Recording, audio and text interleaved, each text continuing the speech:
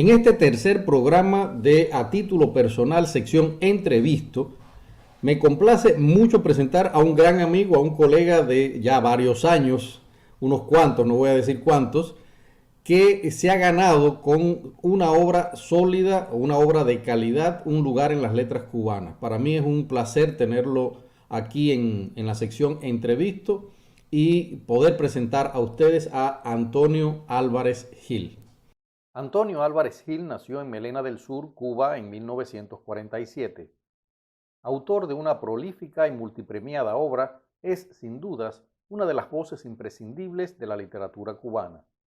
Además de 4 libros de cuentos, entre los que destaca más recientemente El pianista y la noche, Álvarez Gil ha publicado las novelas Las largas horas de la noche, Naufragios, Delirio nórdico, Concierto para una violinista muerta, Después de Cuba, Perdido en Buenos Aires, Callejones de Arbat, Ánica desnuda y Las señoras de Miramar y otras cubanas de buen ver. Su más reciente novela es A las puertas de Europa, publicada por Uso Editorial en 2018. En 1994 decide radicarse en Suecia, donde residió durante más de 2 décadas. Posteriormente, se traslada a la ciudad de Guardamar del Segura, en Alicante, España, donde reside actualmente. Bienvenido, Tony. Gracias. Bueno, yo creo, Tony, que es importante comenzar esta charla por definir quién es actualmente hoy este señor que está sentado aquí. Y para ello te voy a mencionar 4 espacios. Yo creo que es importante para entender quién eres hoy, entender esos 4 espacios, esas 4 culturas. Y yo quisiera que tú intentaras brevemente resumir qué marcas han dejado esos espacios en el hombre y el intelectual que tú eres actualmente. Hablo, por supuesto, de Cuba, Rusia, Suecia y España. Bueno, hay que empezar por Cuba necesariamente, esa es mi patria, la única patria que tiene una persona, un hombre, ¿no? Y en Cuba viví la infancia, la adolescencia en mi pueblo, después más o menos igual que la gente de mi generación, que yo tenía 11 años al principio cuando triunfó la revolución, me integré en los procesos, etcétera, siempre con arraigo a mi pueblo natal, a Melena del Sur, ¿no? Y allí viví, aprendí, fui a la escuela, tuve unos maestros maravillosos, sobre todo en quinto y sexto grado. Fui a la secundaria y después fui en las becas, estuve en varias becas. Y desde luego en Cuba participé en toda la gesta histórica. Pensábamos que era histórica, es histórica. Es histórica. Y participé, como los demás chicos, de cuna revolucionaria, ¿no? O sea, basado en el ejemplo de mi padre, mi hermano mayor, etc. Y así fui, estudiando de beca en beca, de lugar en lugar, buscando qué yo quería hacer en el mundo, ¿no? Yo no sabía cuál era mi vocación, no lo había visto.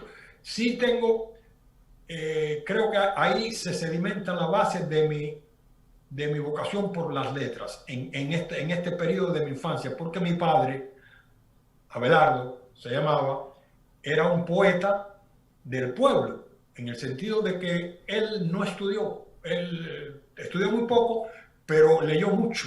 Y él nos reunía nosotros íbamos a buscarlo, ¿no? en la casa, nos sentábamos y él nos leía de memoria poemas de la clásica español. Por ejemplo, yo recuerdo Rafael Obligado, el gran poeta argentino, de Santos Vega, El Payador, etc. Lo conocí por él. Se sabía la poesía de gran cantidad de poetas españoles importantes y latinoamericanos y cubanos, ¿no? De memoria. Y él mismo escribía también poesía. Él trabajaba en el central del azucarero y en los hornos, mientras alimentaba los hornos con bagazo. Él iba urdiendo poemas, décimas, porque en el campesino cubano la décima es el tipo de poesía que cultiva, ¿no? Y después entonces la mantenía en la mente hasta que llegaba y se la escribía yo, o la escribía una amiga de él o lo que sea, ¿no? Y así, incluso él publicó un libro, un folleto, con algunas de sus décimas las que escogieron. Entonces, Cuba para mí fue eso y fueron los estudios que me permitieron después dar el salto más importante tal vez que di en mi vida. Cuando yo tenía 18 años, estudiaba en Mártires de Girón, llegaron unas becas para ir a estudiar a Rusia, a la Unión Soviética, y ahí atrapé yo la posibilidad de viajar. No te hablo de Rusia porque no me lo has preguntado, o sigo, puedo decir. Puedes decir, ya te dije Rusia, Suecia y España. Perfecto. ¿Y en qué sentido y qué marcas te ha dejado cada uno de esos lugares? Ahí descubrí mi vocación. Cuando yo empecé a estudiar la lengua rusa con los profesores aquellos que eran muy buenos y nos llevaban cuentos de escritores rusos y poemas de escritores rusos para enseñarnos el idioma, ahí yo descubrí que la pasión mía era las lenguas, por lo pronto, ¿no? Pero yo había ido a estudiar una carrera técnica, había sido enviado, y con esas cosas en Cuba no se juegan. Si te mandan a un lugar, tienes que ir y terminar. Si no, hay un verbo en Cuba que se llama rajarse, y yo no quería regresar a Cuba ni rajado. Pero en ese año primero, al principio, cuando terminé o estaba terminando la preparatoria, me remití a la embajada para que me cambiaran, me dejaran cambiar a una universidad de historia, que siempre me ha gustado mucho la historia, de humanidades, en fin, de algo, ¿no? Y no, tuve que estudiar la carrera técnica. En Rusia estudié 5 años. Nosotros queríamos conocer la vida, conocer las muchachas rusas, conocer los cafés rusos, y nos pagaban un estipendio, y después con ese estipendio nos íbamos al café más lujoso, nos comprábamos cigarrillos de filtro de los que valían más dinero, o cigarrillos americanos, que en aquel tiempo era. Y gastábamos el estipendio, pero vivíamos muy amistosamente 3 cubanos en una habitación, un cuarto pequeño, con 3 camas, pero perfecto. No nos quedaba mucho tiempo para estudiar. Entonces, como yo, la técnica, las matemáticas, etcétera, nunca se me daban bien, pasaba más trabajo, ¿no? Y aprobaba, y fui aprobando año tras año, porque no quería suspender tampoco, porque si suspendía, me revocaban la beca, y llegar a Cuba una derrota no me gustaba, y no me gusta perder en nada, ¿no? Y eso era una derrota. Y así terminé la carrera, y lo mejor que me pasó en Rusia, tú lo sabes. Pero de eso tenemos un espacio especial. Bueno, así que en Rusia conocí a Galia en el instituto, me casé y regresé a Cuba. Y antes de eso, bueno, recogí una experiencia vital muy importante, porque yo siempre he sido y lo sigo siendo muy curioso para la gente, para las personas, ¿no? Creo que había algo en mí de la materia del narrador que yo iba a hacer después, porque yo iba recogiendo impresiones, y ahí había posibilidades muchísimas, porque había muchísimos chicos y chicas de muchos países.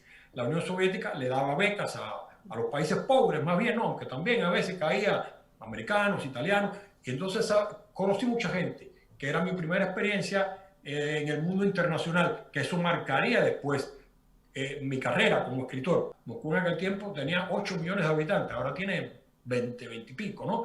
Y eso también yo era un muchachito de un pueblo, de campo, como se dice en Cuba, ¿no?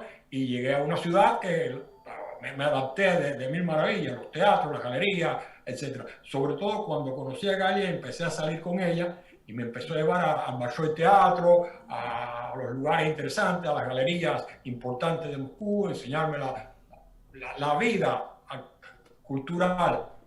Yo ahí di un salto, ¿no? Como persona, del guajirito aquel que todavía había sido todos los 5 primeros años, ¿no? Era un guajirito en Moscú. Después yo me sentí un ciudadano de una gran ciudad con un círculo de amigos, amistades y compañeros de muchos países. Ya dominaba varios idiomas, y entonces fue un salto en mi vida de calidad, ¿no? Exactamente. Ahí vamos vamos a hacer un corte porque yo sé que hay un regreso a Cuba, después vuelves a Rusia, etcétera. Pero hay otro país, Suecia. No quiero que hables de las circunstancias que te llevaron allí, sino qué significó Suecia para el hombre que tú eres hoy. Bueno, Suecia, muy importante el papel de Suecia en mi vida. ¿Por qué? Porque Suecia es un país, una de las democracias más acendradas del mundo, ¿no? Un país de una democracia total, una monarquía, pero sin embargo con un sistema de valores que ponen al hombre por delante, en el centro. Yo llegué a Suecia con las maletas y con una familia, dos niños y mi mujer, entonces no sabía sueco, imagínate el idioma sueco, no tenía puñetera idea de qué cosa era hablar el sueco, cómo era el sueco, qué significaba, no conocía nada, ¿no? Y también te reciben de una manera que te permiten incorporarte al país y no morirte de hambre. Eso a mí me enseñó Suecia, ¿no? El valor de la libertad. La libertad de expresión, la libertad de gestión. Algo que te quiero decir es que cuando yo llegué a Suecia desde Cuba, yo era un escritor con una obra pequeña, una obra y una vocación muy definida, un premio tenía, una mención del Casa de las Américas y había escrito varios libros de cuentos, ¿no? Pero Suecia, en primera, después que yo me adapté al país, ¿no? Y me hice miembro de la Asociación de Escritores de Suecia, yo me brindó la posibilidad de realizarme. Yo escribía todos los días y muchas veces me daban becas como escritor para que yo estuviera escribiendo en mi casa sentado, ¿no? Los primeros 2 años que estuve en Suecia yo estaba escribiendo ya, yo seguía escribiendo y yo comprendí que yo tenía que escribir no cuentos, sino novelas para poder triunfar o al menos darme a conocer. Pero me di cuenta que yo tenía un fardo que lo cargué todavía durante los 2 primeros años que estuve en Suecia, que es el fardo de la autocensura. Autocensura. Yo creo que de eso hemos hablado, que los escritores cubanos, sin saber que nacen con eso, lo tienen como el camello que nace con la joroba y lo tiene ahí y no se da cuenta, ¿no? El fardo de la autocensura, lo tienen ahí, aunque no lo notemos. Exacto. Los que estamos en Cuba. Y es muy difícil, es posible y se puede, ¿no?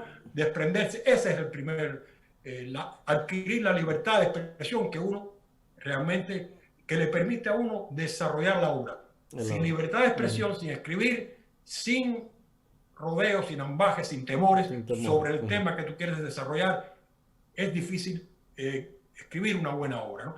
Eso también me lo dio Suecia. Yo escribí mucho, yo creo que...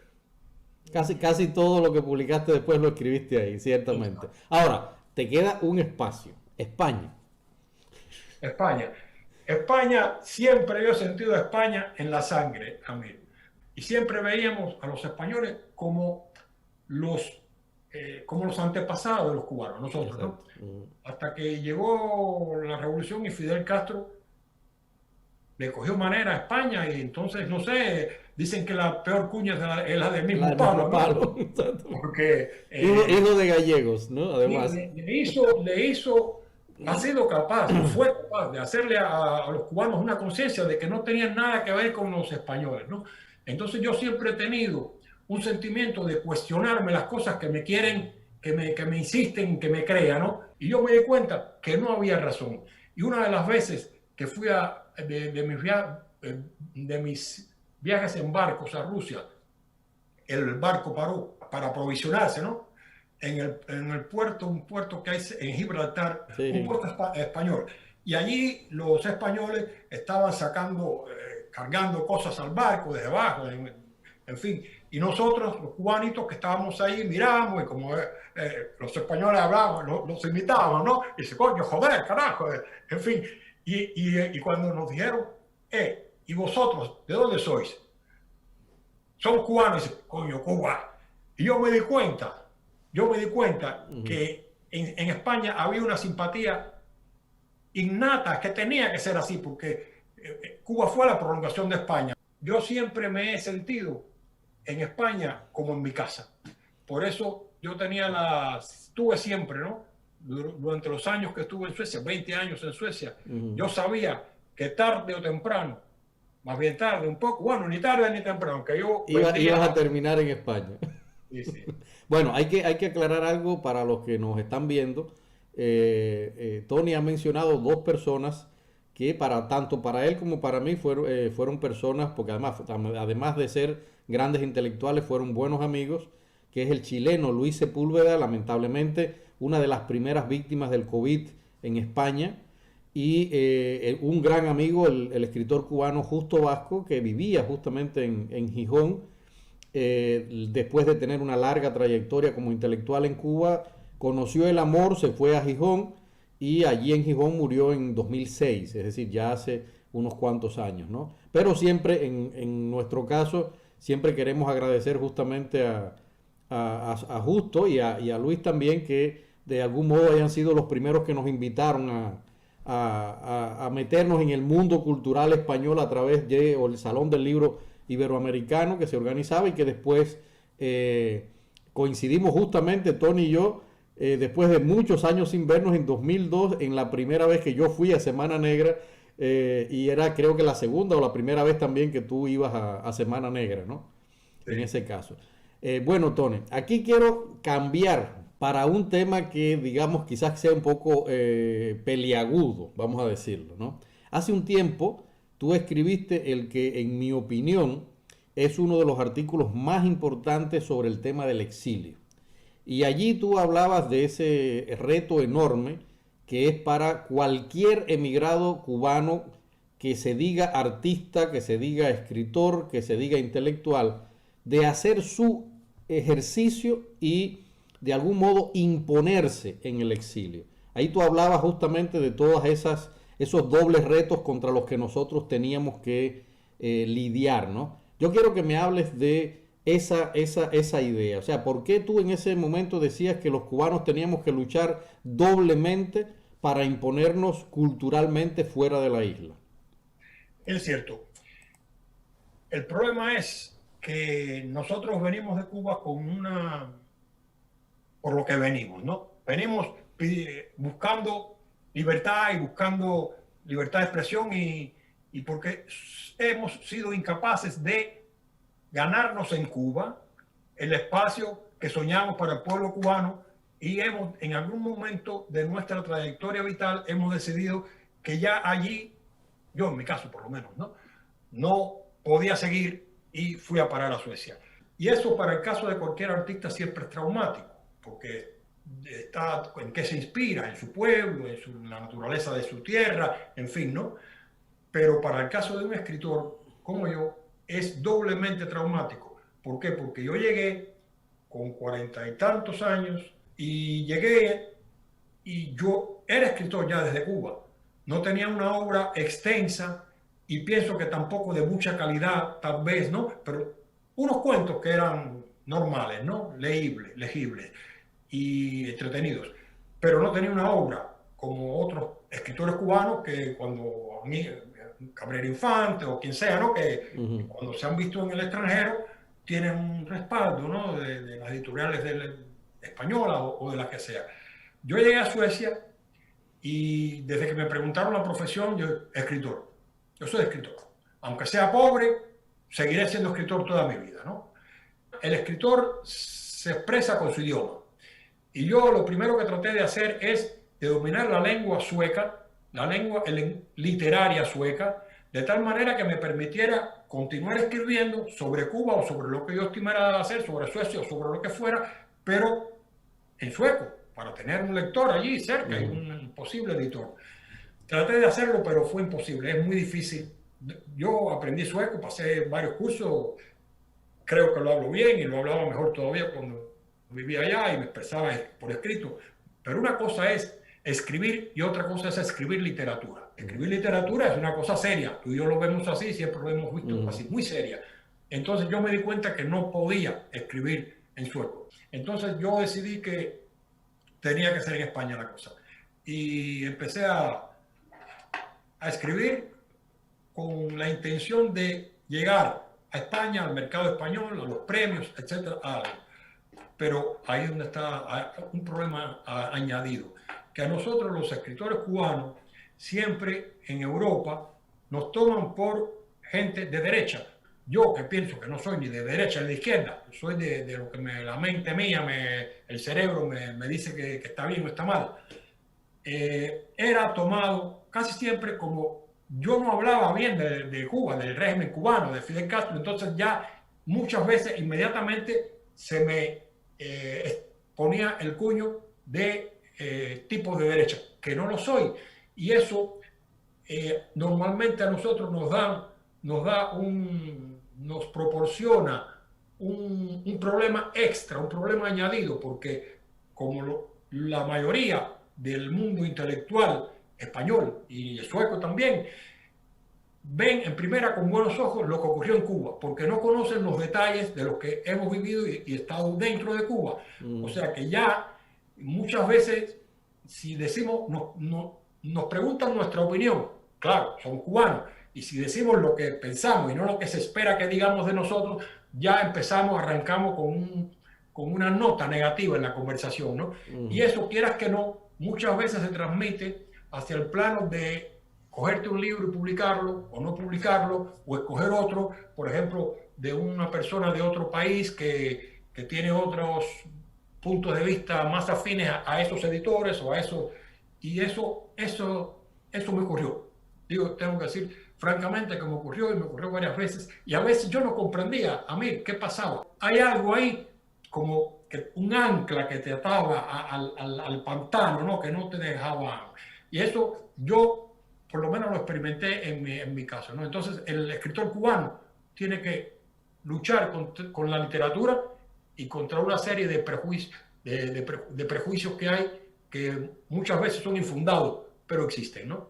Es algo muy simple que creo que lo hemos vivido todos, ¿no? De pronto uno, porque salió de Cuba, deja de ser cubano. Es decir, generalmente acá no te consideran o dicen que has perdido las raíces, que ya no puedes hablar de Cuba y que no te inscriben en la literatura cubana. Y de pronto entonces cuando estás aquí, no te inscriben en la literatura cubana también, sencillamente porque vas contra el gobierno, porque dices cosas críticas, pero lo curioso es que eso mismo sucede en Cuba. O sea, sabemos también que muchos de nuestros nombres han sido eliminados de Cuba.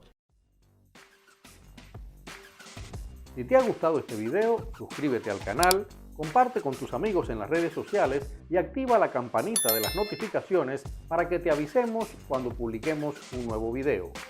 Muchas gracias.